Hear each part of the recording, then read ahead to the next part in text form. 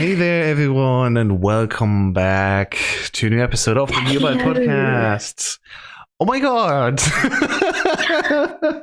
Almost everything broke. Like, oh Jesus! Okay. All right. So, hey guys, welcome back to a new episode. Emily, how are you doing? I'm good, thank you. How are you? I'm just lucky or happy that everything works right now because for people who will see the thing later on, actually we had a few problems with setting everything up. So thing is, actually I cleaned my whole desk space here last weekend, took everything apart, cleaned everything, de-dusted everything, and now it's super nice, switching out my monitors even.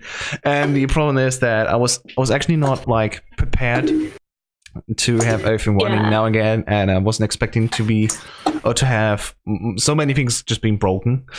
And I just was noticing then while I was already live right now, because I just say like you got a little late because of traffic, I think, and I was saying, all right, I'll do a quick game stream right now because of a game that I will talk about in just a few minutes. And so oh my god, good thing we're live now. So welcome back. Yes, it feels like it's been a long time since like we've actually done a podcast. Because last week I wasn't here, and the week before I don't think we were. It was a Twitch premiere. Right, because it was the Easter week, and we've been thinking like, hey, we should do a show anyway. So we recorded that on Sunday, and I can already say for next week we'll have the same thing happening again because I will be not available.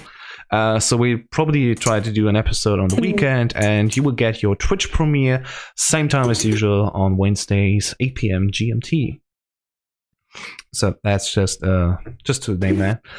As you will notice, I have a headband right now. I don't know why. I just got sort of used to it because it's getting warmer right now. We're getting closer to a really warm spring and summer, and since I'm also starting to do more workouts, I try to work that into my sort of online personality. That's why I'm also streaming now with a headband. I don't know if it's okay, if it looks good. But just if you're wondering why is he wearing that, it's sort of a gag. It's a gimmick. Maybe we should all wear one. Maybe. Put TMB on it. Yeah, sure. I mean, I could maybe ask my mom because she can do all the crafty things. Just don't know how that will look like. Who knows? Maybe in the future. All right. Maybe. So, I actually forgot again to record. Like last time when we was live, we were also doing the greeting. I forgot to start the recording. So if you see in better quality right now, that's also because I was.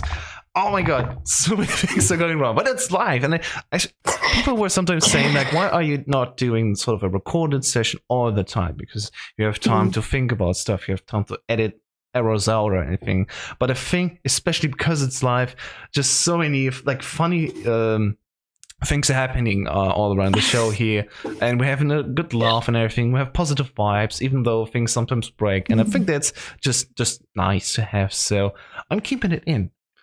People should know how I'm failing sometimes, and I think it's just fun. All right, so hey, it is fun.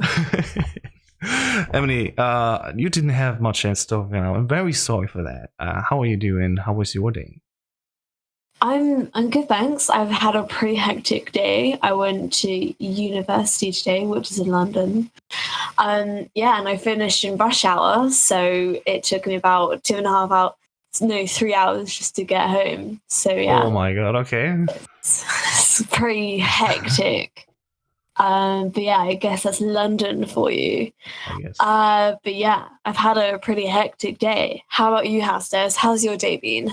Actually quite nice. We had a few changes of work, and that leads to me having more specific topics to work with instead of more general ones to not say too much because privacy reasons and all that. But it leads to me expanding my knowledge for coding and all that. And it would probably help also for the new Byte website in the future if I will find the time to do anything with the website right now, because I'm splitting my weekends between having fun for myself, working on a new video, which is hopefully coming out this weekend, or at least will be done this weekend, so it will come next week. Let's hope for that. And just doing some web stuff on the side. So we will talk a few articles also that we have done in the past few days and weeks even. So, I said let's continue with the next part. Emily, what have you played recently? Because it's been a few days. I've actually played a lot of Sims, as people know when I did a live stream the other day. And then I also played Minecraft, which didn't go too well in that live stream as well. And now I'm playing Tycoon Roller Coaster 3. Cool. Roller Coaster Tycoon 3, which is a pretty good game. I mean, it's really old and retro, but when did that one come out? Like, when was it released? When did it come out? Ages ago. I don't know. More than a decade, I think. Tycoon 3. Why is my keyboard layout has changed again on its own? God damn it. I always switch between English and German, because sometimes it's easier for me to write in English. And then all my Y's and Z's are turned around. It was released in October 2004. So yeah, that's 14 years old by now. I actually started school in 2004. Wow. So I was I was 5 when it came out. Damn. Wow. Yeah, so for you it's actually retro gaming. And I always say how to define retro gaming, and I think as we are progressing through more decades of gaming history, I think retro gaming is an individual thing. Yeah. Like retro gaming for someone who played games in the 80s is something completely different for someone like me who played it in the early 90s, 2000s, and for you it's also completely different again. So that's very interesting. So at least I think the starting period for retro games at least is individual, because we always have our own memories to that, right? Yeah, of course. Sure.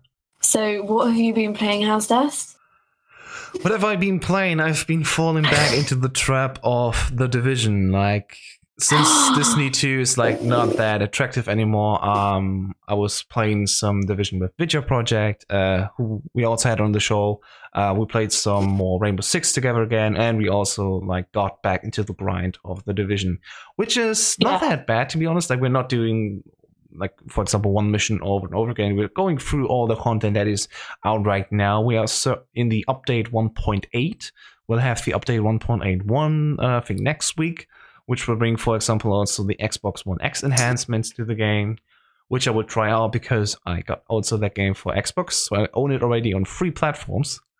And I'm not getting sick of it right now. Wow. And that's partially because there are so many DLCs that I have neglected, just not played when they came out, because I have more interest in other games by the time. And now that I'm getting back, I'm actually also seeing those older DLCs, like the Underground, which was the first DLC, actually. And it's quite nice to see. So the game has aged very well, I think, and it was a lot of fun to go back again. So yeah, that was that Division. And on my break, so I have to think back like quite a few days. I also played Detective Pikachu on the Nintendo 3DS. Oh, yeah. How was that for you? Quite interesting. Like, you can see how it's more aimed at children, I think, because the quizzes are not that difficult. For me, it's just like putting things together and talking to a few people, and it's just like sort of walking through everything. And I played the first 2 levels, and I will probably play more of it next week when I'm not at home, because, you know, if I'm home, I have more consoles and my PC to play here, so the 3DS is not my main game to go to. But I think next week I will probably also finish the game. I briefly read 1 or 2 reviews about it, and all of them said, like, yeah, it's a nice game. It's not too deep, but it's something different with the Pokemon franchise. And I can just say, yeah, it's fantastic game right now. It has good humor. Fun for not only like smaller games, but also for adults like me. I think it's quite interesting how they approach individual characters instead of just Pokemon overall. You have a few Pokemon that are coming up, but they're more like individuals, and that's quite fun to see a sort of different take on the old Pokemon RPG formula. And I think that's good on its own, because Pokemon, at least for me, is just not attractive anymore. I'm not like that hardcore Pokemon gamer who wants to play every game that's coming out, because for me, even though they're different Pokemons, it still plays the same since 1980, 1990, whatever. I think 1998 it came out, the first one. or something like that, maybe even earlier. I don't know. I played Pokemon Red and Blue when they came out. The year they came out, I played Pokemon Yellow, and with Silver and Gold, I slowly got tired of the formula. And after that, I just came back to have Leaf Green, which was a re-release of the initial first gen, just on Game Boy Advance, I think. So you could say I never played past Gen 2 of Pokemon. And even though I own Pokemon Moon, for example, I played that for half an hour and just thought, okay, that's nice, but that's Pokemon. Not that interesting. And even though people say, oh, but so many things have changed, like so many abilities and all that. Yeah, but it always comes down, to me at least, to the core. And if the core is just the same thing, I could say, well, you sort of sprinkle different chocolate over the cake, but the cake itself is just the same thing. And I get tired of the same cake every day, right? So having a game that's in the Pokemon universe, but has nothing of the gameplay of Pokemon, which is instead a puzzle game, even though it's not that difficult, at least right now, that's fantastic, and I really liked it. So I hope I will finish that soon, and I can do a little review of it. How will we do that? Probably not in video form, because I was actually looking up how much is a Nintendo 3DS capture card, and they start between 100 euros or go up even to 400. Wow. And I was thinking, for a console that I rarely play with, paying that much, just not worth it. Like, you have to actually send it in to a company who will actually solder something on the Nintendo 3DS motherboard, so you have a connection with that, because all the cables that you can put with it is only for loading the battery. So yeah, it's not worth it for me personally. I don't have that much money to just throw away for recording stuff. I got a lot of tech around me, microphones and audio stuff, which is maybe overkill, but at least, I use them quite a lot. So I think I still get the worth out of it. For 3DS, I was like, nah, thanks, man. So I guess I will do some actually, like, literally screenshots of Nintendo 3DS and upload that on the website. So yeah, that's that. Wow. Yeah, quite a lot to talk about. It's already very quite good. A lot of Pokemon. Quite a lot of Pokemon. Yeah, sure. Here's a question. Do you still play Pokemon Go? Sometimes. I actually got back because of a recent update. Is that what you want to talk about? Really? Yeah, I actually got back to it a little bit. So I say let's go to the news section then.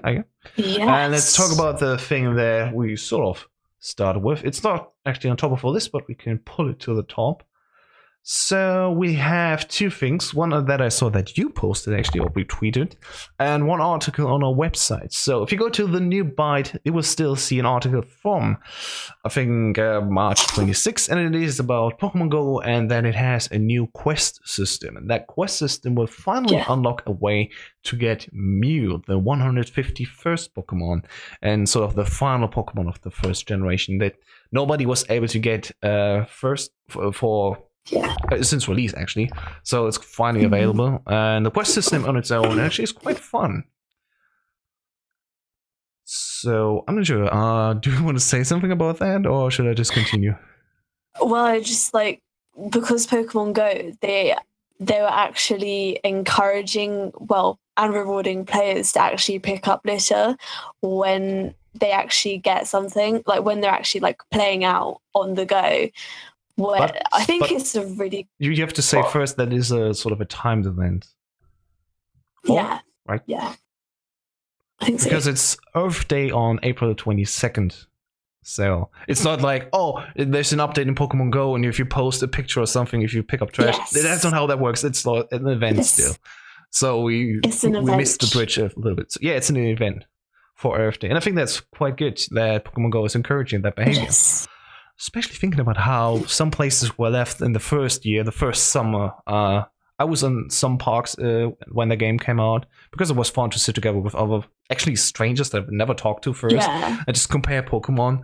And sometimes you meet people that you never thought about who are interested in Pokemon, but with Pokemon Go, most people were saying, it's not that bad, actually. That's something that I can get into.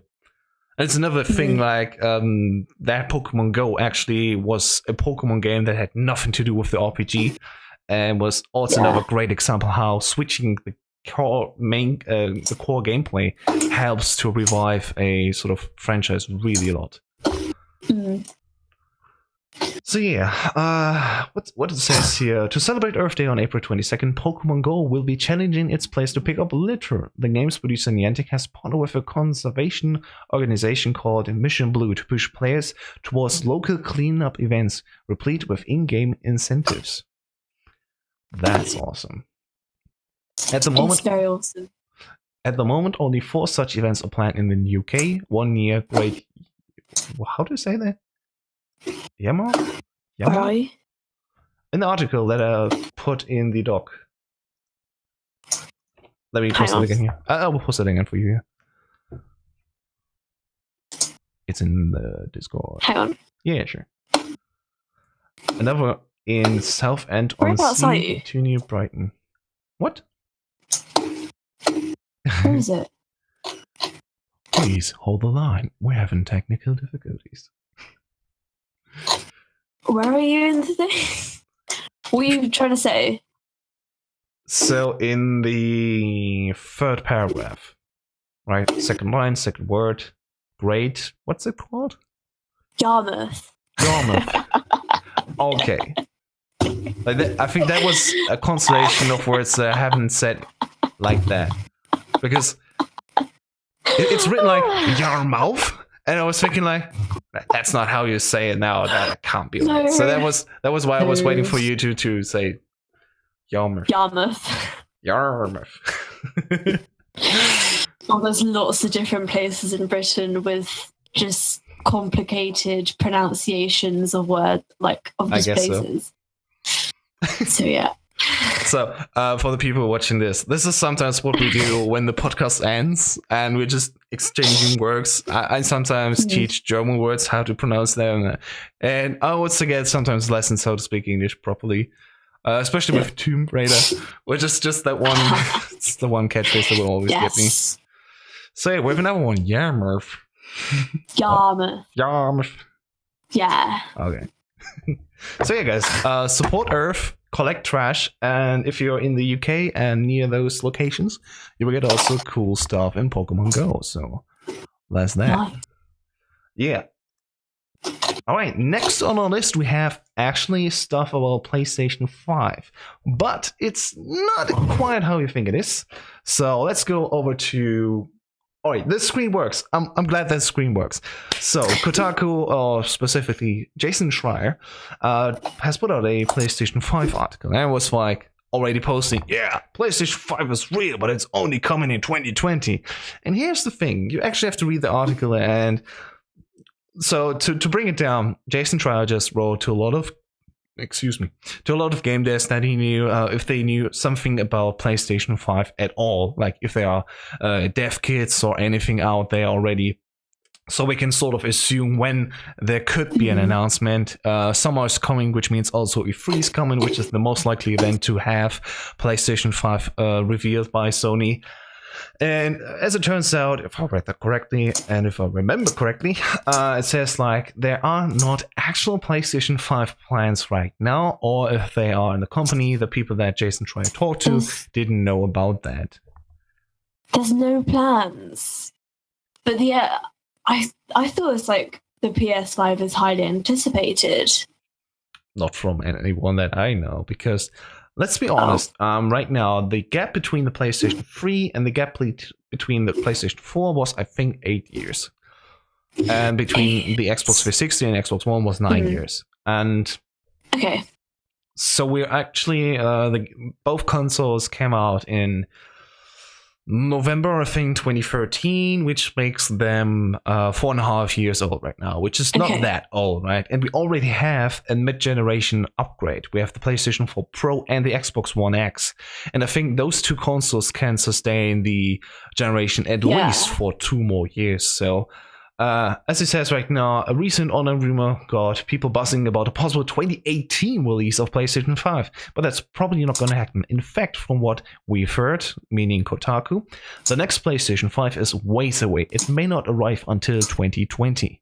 And then I'd say it sounds more realistic than having a PlayStation 5 reveal this year already. It just would be strange, because people would be talking about it right now. People are saying, oh, dev kits are out. Like, people leak those informations they make them obvious, and they come from multiple sources, which means a lot of other people are also talking about that. Like, for example, Eurogamer have lots of developers on there that they can talk to, and not having anything out right now about that just sounds really strange. So actually having Schreier talk to many people, it's quite good to see, like, yeah, actually there's not much known right now about that.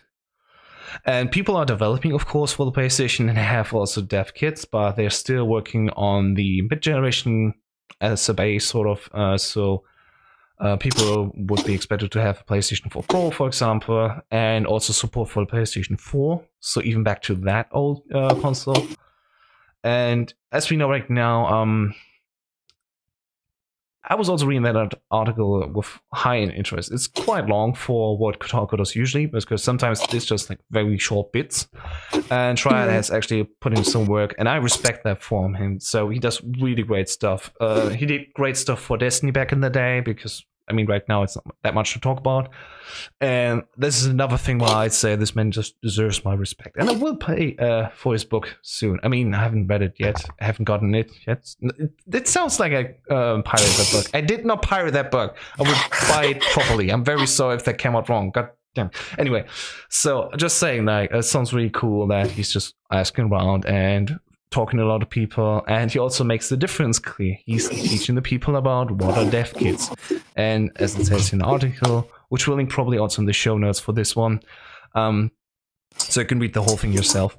Dev kits start out just as regular PCs with a certain spec, like a certain CPU and GPU, which are mostly limited because they are sort of representing what is the base performance that the next console should bring.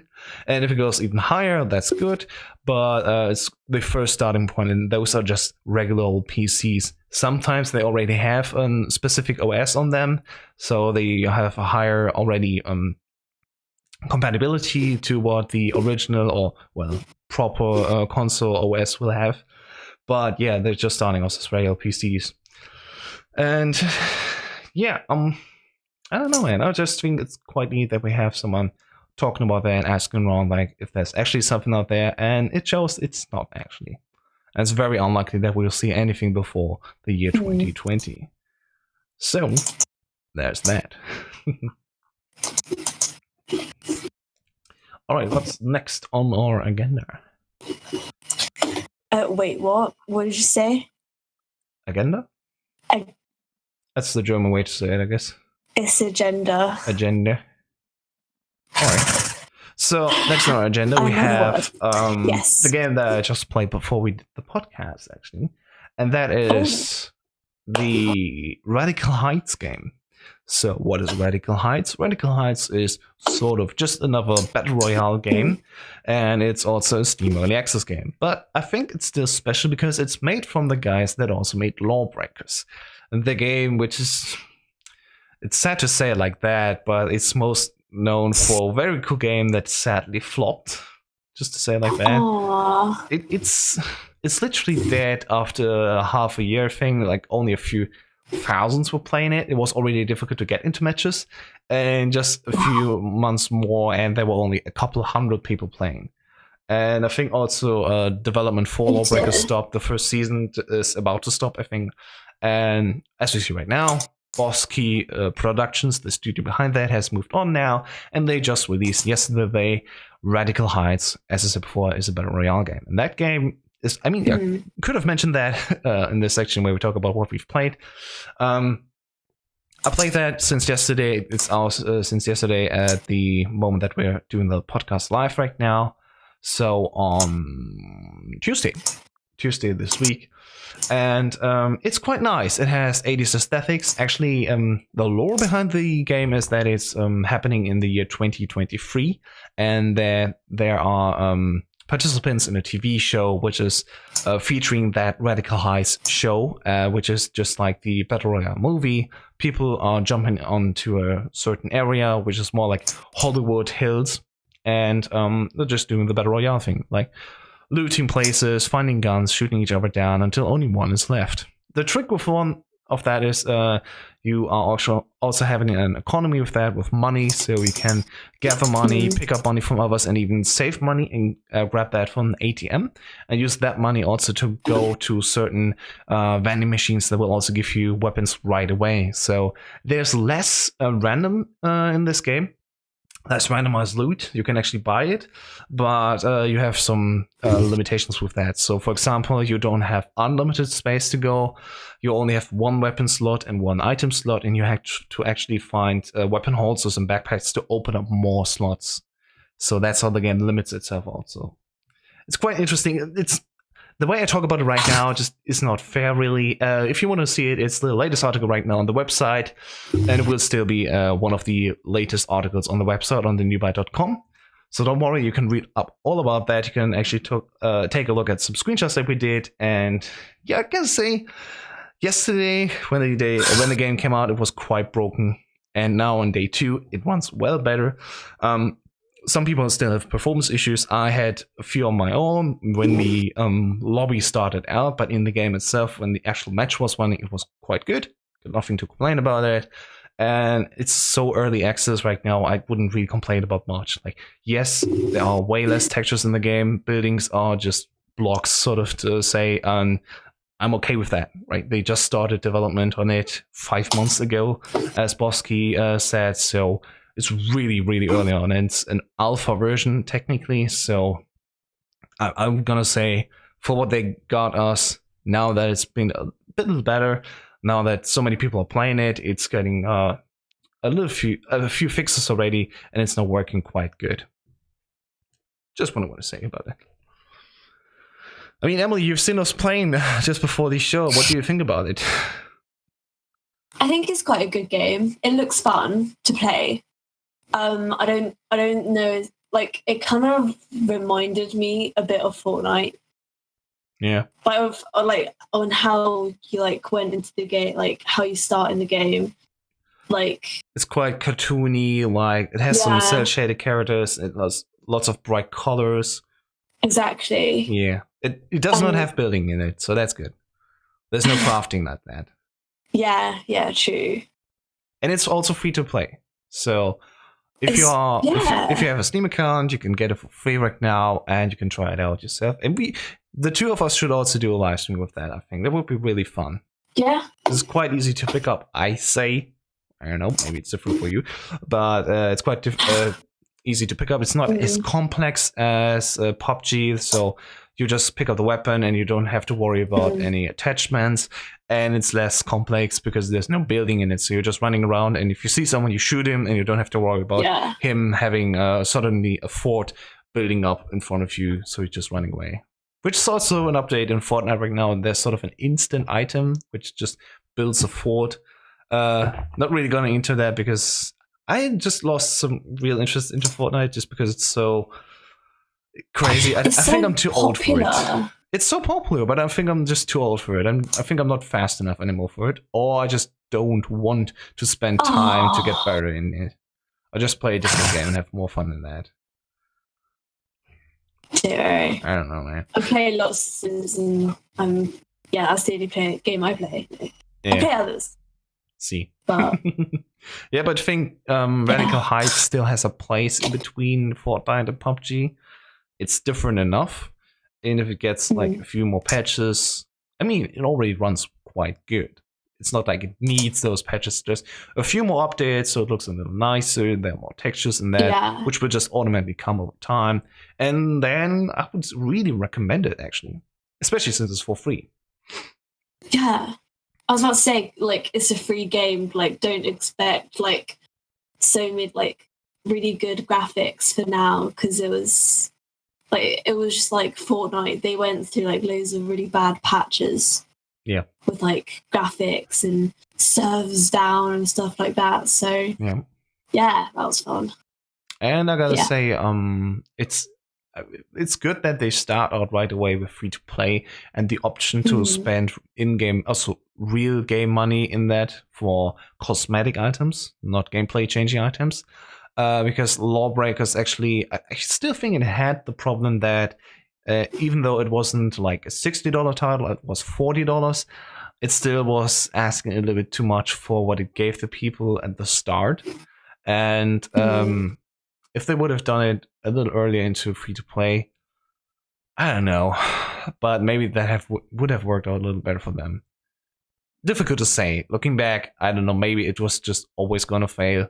So there were other problems than the pricing model. We have to be fair with that.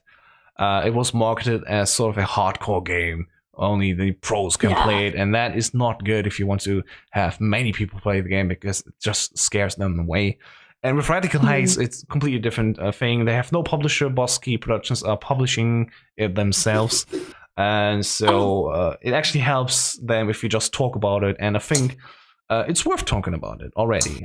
Some people are playing it. I think when I did the stream before we did the live stream right now, we had 32,000 viewers on Twitch for the game. Yesterday it was a little over 120,000 because Dr. Disrespect, who's most known for PUBG, also played that game, and seemingly the people in chat were not like against it, so we're more open to this. And maybe if they don't see the connection right away with Lawbreakers, maybe that helps also the game. Yeah. All right. Damn, gotta go back. Wrong screen. There we go. So yeah, if you want to see all about Radical Heights, my first impressions, go to thenewbyte.com. You can see everything about there. And I'm just seeing right now, I saw a little thing that we can quickly talk about. So most games in Fortnite, you have random characters, at least if you are the free user. So you're sometimes a man, you're sometimes a woman, different shapes of bodies and all that, which is cool. In PUBG, you select your own character, you have female or male, and have a few options to know how you look like. In Radical Heights right now, you don't have any female options, which is a little sad, but it's just because Bosky said, hey, we didn't have the time to do all the models for that. Even the dudes look like seemingly all the same with a few crazy hairstyles, but that's really it. I think you only have two faces. Really? So I don't know. But the cool thing is, and I think that's worth mentioning still, even though female mods are coming later down, all the cosmetics that are in the game, like clothes, everyone can wear them. So if you want to have a male face, but wear a skirt, you're open to do that. And if you're a female avatar, you can also wear all the manly things, which is quite good. So it's open for everyone. And I think that's something that all the other games can also take a note from. So there's female clothing, yet there's no female body types. Where's the logic in that? Just to be fair, Bosky had a lot of people leaving the company. There were way less working on the game now as there were people on Lawbreakers.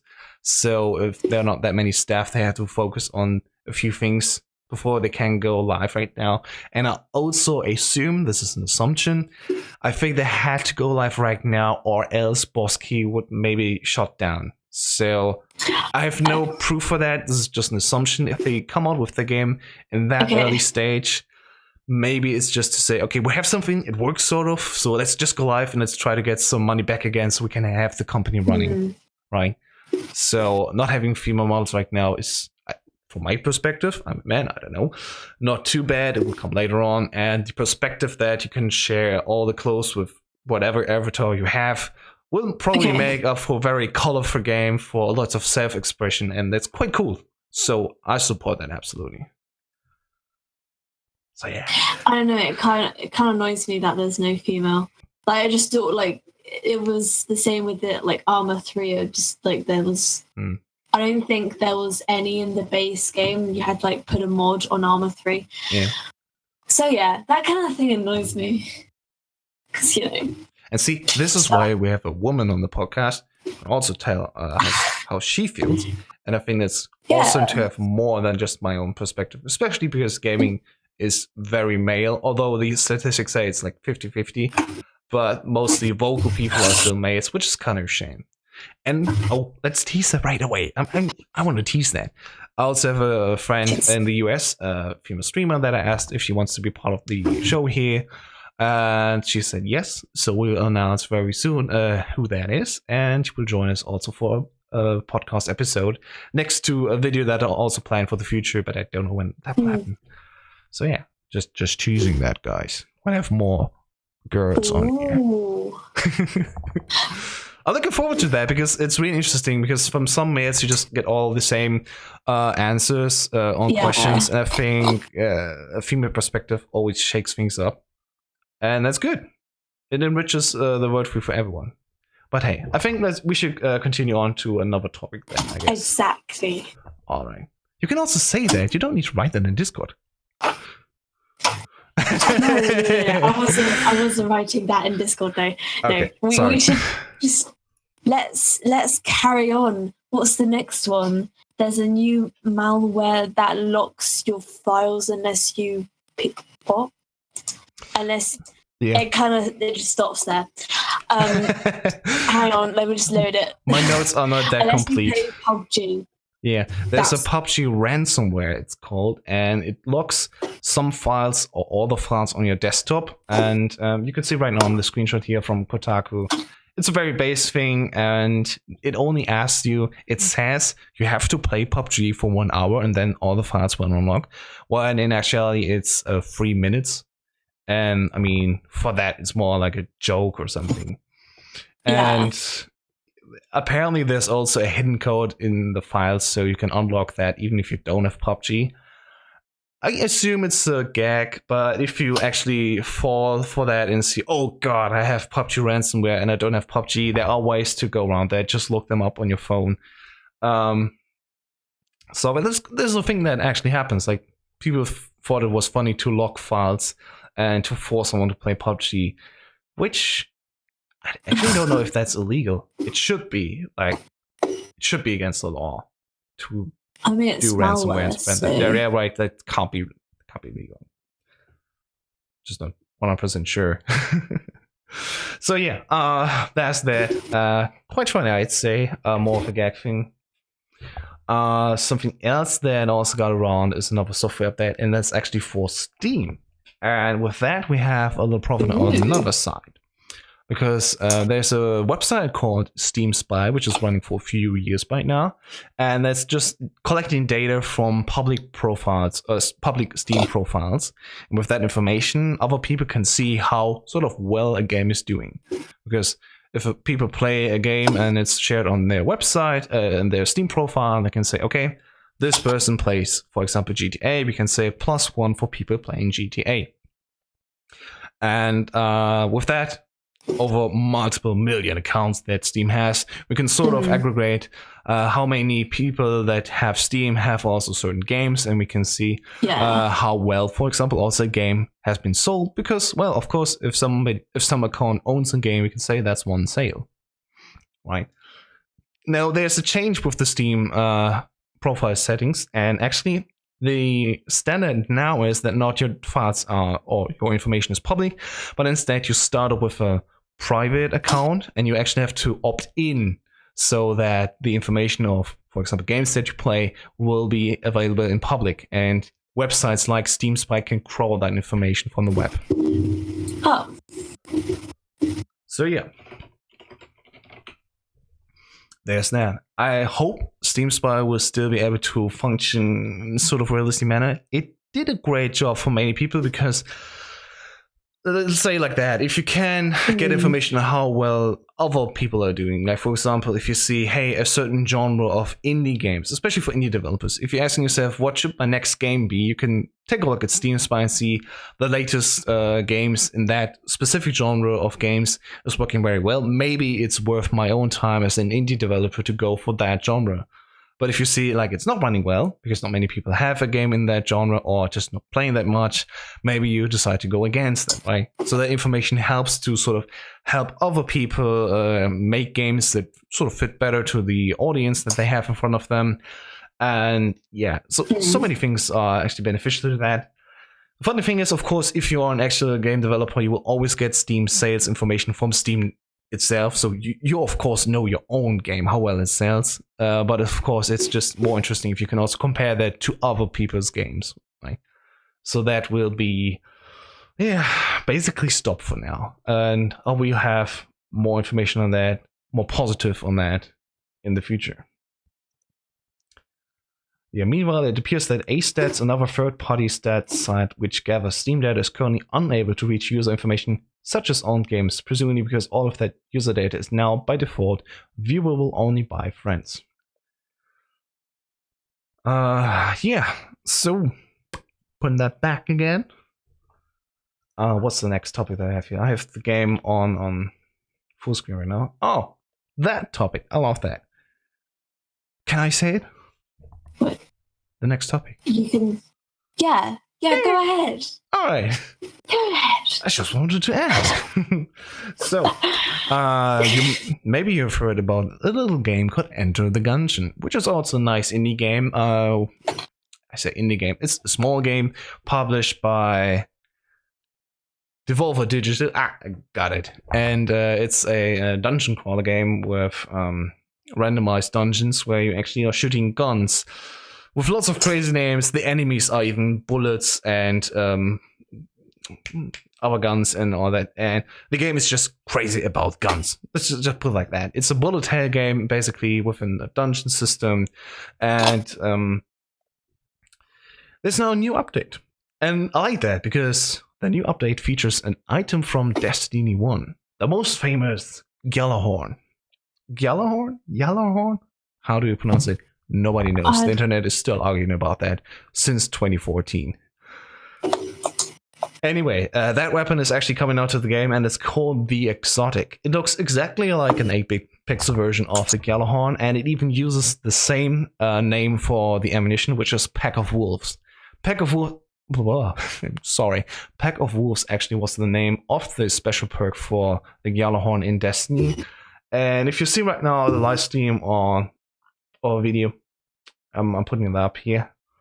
You even have a small ghost, like the little helper bot that's flying around too. He's even following you in the game if you have that weapon equipped. And it actually also functions like that, because the Gjallarhorn, to quickly explain it, is not just one rocket and having an impact somewhere. It also releases the Wolfpack rounds, which is the name then for that.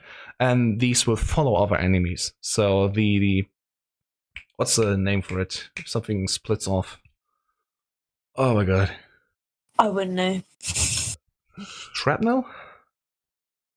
If oh my god, the chat will probably say just right away. I will update on you on that. So yeah, you have the impact of the rocket, and then also small pieces will follow up with other enemies that are around them, and they will also explode on them. So it's very effective. Even if you miss an enemy, those Wolfpack rounds will also hit very hard on the enemy. Cluster. Oh yeah, cluster. Sure, let's take that word. Cluster rocket. That's the sure. Thanks, chat. That's the name for what happens there. One rocket and then some cluster rockets following them. All right. Yeah. Okay, isn't it beautiful? It's beautiful. It used to me. I'm a Destiny nerd. I know why. All right, and I guess that's it. I have nothing else left right now to talk about news-wise. Emily, do you have anything? Shall we move on to the releases? Yeah. We're actually quite early on for the news releases, and I think that's good, because we actually had 1 week missed for releases, so we are talking also about the games that will release this week, and we will talk about games that will release next week. Great. Yep. Shall we do that? Let's begin. Okay. So the first game on our list, do you want to introduce it? Oh, I just said that you can start, though. Oh, sorry. Yes, so the first game that we have here is Extinction. It just released yesterday. Yesterday was the 10th. Yeah. So this Tuesday we had Extinction release on Steam. It doesn't seem to be that interesting because it has 15 reviews only, and it's been sold for a price of 59.99 euros, so full price title. Oh my gosh. Yeah, it's quite sad, like seeing like such a big game just being released like that. It's been developed by Iron Galaxy, and it's been published by Modius Games. Where's that right? And I'm just having the trailer right now, and I don't even know what to make out of this. Well, what do the notes say about the game? Well, Extinction. Yeah. So, Legend calls them the Revenue. I Raven. The Revenant. I can't pronounce that. Okay. So I'm just gonna skip it. Okay. So that encroaching armies of bloodthirsty monsters standing 100 feet tall that threaten to destroy mankind. Oh, do we see those in the trailer? I mean, it's more of a cinematic trailer, so let's quickly open another trailer that we have some gameplay in here. Okay. That's why is the next trailer then completely like animated? Like, we have some screenshots right here, so that looks quite better.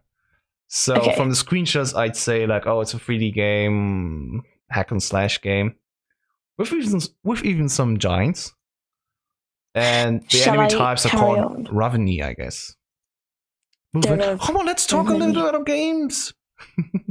This game. No. Apparently, you are one of the world's last sentinels. I don't know. I was joking. Please don't talk about the game anymore. Is it that boring? I was just joking. Like, I don't think many people are talking about it. It doesn't seem to be that well received. We have 15 reviews, and as I scroll through the game right now, we have 1, 2, 3. Okay, we have 54 reviews. I guess the 15 reviews that we saw at the top are the only ones that were given. Yeah, so 26% of the 15 user reviews of the game are positive. Means from the 54 reviews that were down below, we have 29. Did the math right? No, 39. Like, we have 39 reviews that were done probably because the people were sending out keys for that game. So 39 reviews that were just from people getting a free key. And yes, pre-release review that we see right here mostly. And all of them are bad. Like, seriously, it does not seem like you would to play the game. So I don't know why we talk about it. It's just, it was released this Tuesday. Shall we move on? Yes, because it's so boring. Let's just move on. Sorry. So I'm just frustrated when there's a game like that for 60 euros and it's bad. Sorry. You sound so you strongly feel about that. I'm sorry. Take a look at the game if you want to. It doesn't seem to be that good. Next game is Super Daryl Deluxe. Deluxe. I say Deluxe. No, I would keep with that one. I say Deluxe. Okay, how's this?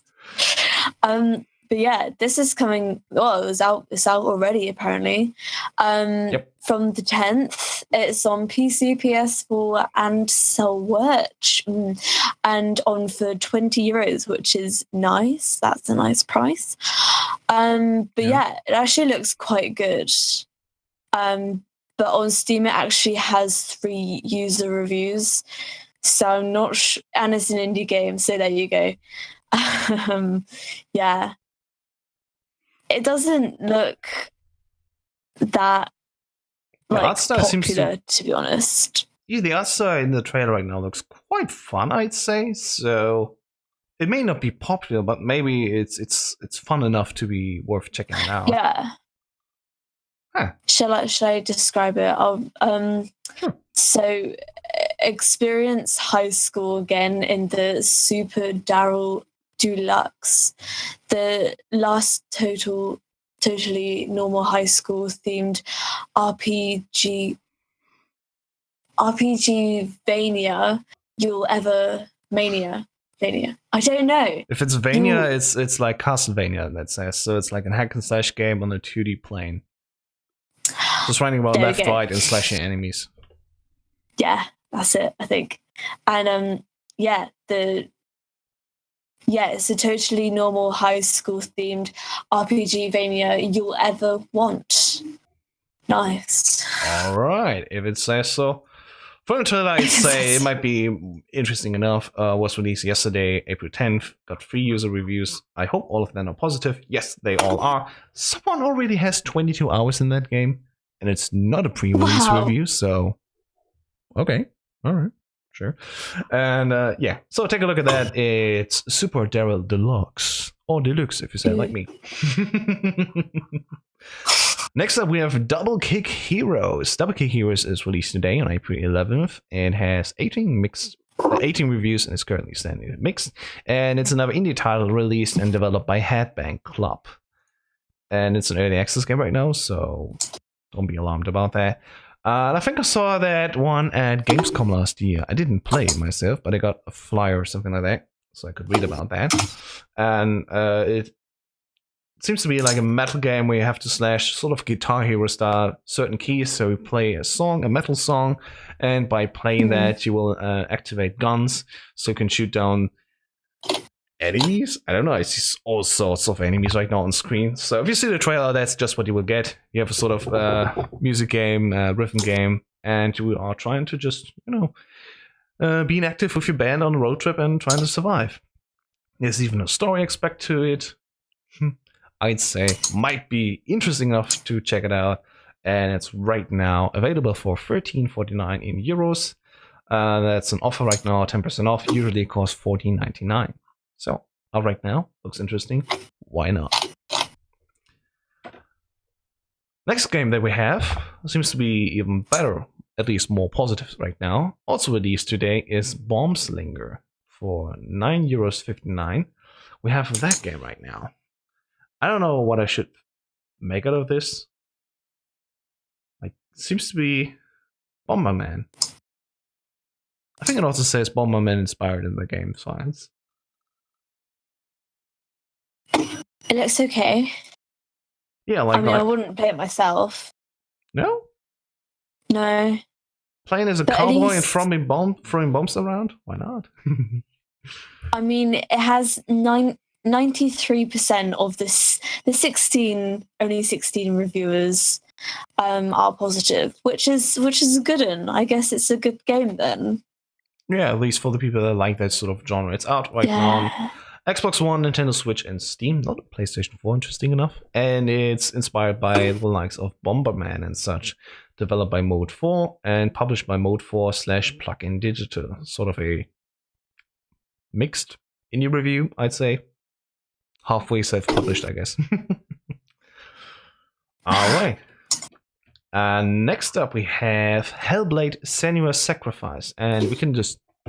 I guess people know already about that because that game actually was released last year. But right now it finally is also available on Xbox. So yeah, Ninja Theory's game about... what was it called? Yeah, set in the Viking Age, a broken Celtic warrior embarks on a haunting vision quest into Viking hell to fight for the soul of a dead lover. That's basically it. There's lots of very interesting themes. It's one of the very rare AA games, so it's not AAA, super big and very expensive.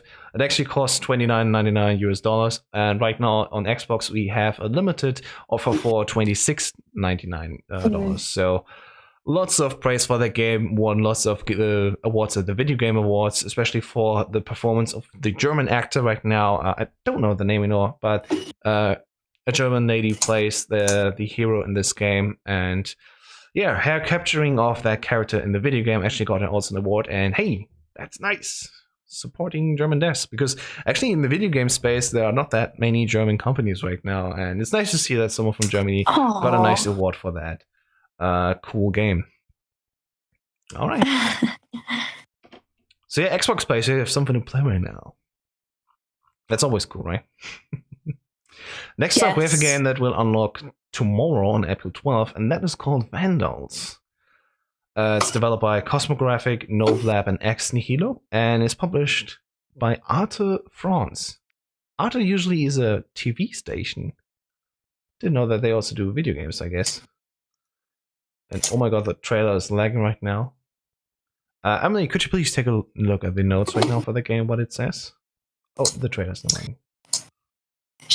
I'll take a look. So Vandals is an infiltration game that will support you to the most emblematic cities of street art. In this turn-based game, the aim to sneak around the police surveillance and spray walls that grow harder and harder to access. Oh my god, that's such a tongue twister. But yeah. Sorry. So you're basically just running around and try to vandalize boards. Makes sense because the game is called Vandals. That's literally the game. All right. That's that. Looks quite nice art style, I'd say, and maybe worth a try. Yeah. Yeah. Ow. Also seems like you have to distract guards around there, have to turn off power lines, so for example cameras are not seeing you and alert the guards. Wow. Seems like a cool sort of puzzle game. So I'd say, yeah, that's nice. Shall we move on? Oh shit. Yes, we shall. Next up we have a new expansion for Hearthstone. Ooh, and it's a new free expansion for the card game. Yeah, so that's out tomorrow. Yeah, it's called The Witchwood, and it's out tomorrow. And yeah, more stuff for your favorite card game if you pick Hearthstone against anything else. Some people like to play Gwent, but also some are still playing Hearthstone by Blizzard. Next, we have Spy Party, another game that's launching into early access tomorrow. Actually, developed by Chris Hacker and John Cimino, so a two-person project. And basically, the gist of it is just Spy Party is a competitive espionage game about subtle human behavior. A spy hides in plain sight at the fancy cocktail party, trying to accomplish missions while bleeding in with the other guests, while a sniper with a single bullet locks inward, searching for the spy. So that's also a multiplayer game, it seems. Yeah, interesting premise. Has no price right now, so who knows? Maybe you will find the spy. Then we have nothing. What? Nothing? No, there's more to that, right? I think I skipped one tab or two. Sorry. Next up we have Yakuza 6, The Song of Life, which will come to PlayStation 4. There's already a free demo out right now, and I think we also mentioned that in one of our news sections because people were able to unlock the full game based on the demo. Yeah. And that one is coming out, I think, next week. I don't see who released it right now. Where is it? Oh yeah, release date is April the 17th. Yeah, and it's a full price title, as you can see right now, for $60. Then also we have a nice game for the Oculus Rift. We haven't talked about Oculus Rift really that much, besides the HTC Vive last time with the Pro version. So there's a new game coming out on Oculus Rift, which is more of a calm game. Lots of, oh my god, that's music, I'm sorry. So very nice. It even is marked as comfortable in the Oculus Rift store, which I personally like. I like when a game says, yo, actually, you don't need to be worried about jump scares or anything. It's a very nice game. It looks really cool, actually. And especially in VR, that might be worth trying out if you have a head-mounted display like that. All right. And then, oh, yes. Finally, we have God of War. And all the tabs that I had open right now are sort of bugging out. Oh, my God. Yeah, so on April 20th, that's the last release. Also coming to PlayStation 4 is God of War, the sort of reboot of the God of War series. You already had 3 God of War games where Kratos was fighting against the Greek heroes. And now that he's done with that, he's gone into the Norse mythology. And actually, this guy has a son now. And he's also trying to teach the son how to survive in the wild, while having also some more stuff going on with Norse mythology. To be honest, I'm sorry if I'm just slacking off with the description here. It's God of War, it's the 4th game. You can expect the game to be really awesome. What I saw from people reviewing it on Twitter right now, they're saying it's awesome, they can't wait to talk about it. And yeah, there's that. That's God of War. And that was actually the last release of this week. I'm sorry guys if I'm cutting it down right now a little bit. I don't feel too well. I still hope you had a great show, of course, and thank you as always, Emily, for joining me tonight, especially with all the stress that you had. So, still, thank you so much. It's fine. It's fine. All right, Emily, where can people find you, especially on Twitter? At Emily H 45. That's my Twitter handle. So yeah, tweet us at the new Byte. We really want to hear we really want to interact with you guys, or come on our Discord. We absolutely love it. Especially on our Discord. Yes, especially on our Discord. How do you find our Discord? It's very easy. Just go to thenewbyte.com/Discord. And this link will redirect you to the invite that we have for our Discord channel. Yeah. Also, of course, you can find stuff on our podcast on our YouTube channel, which we'll also have.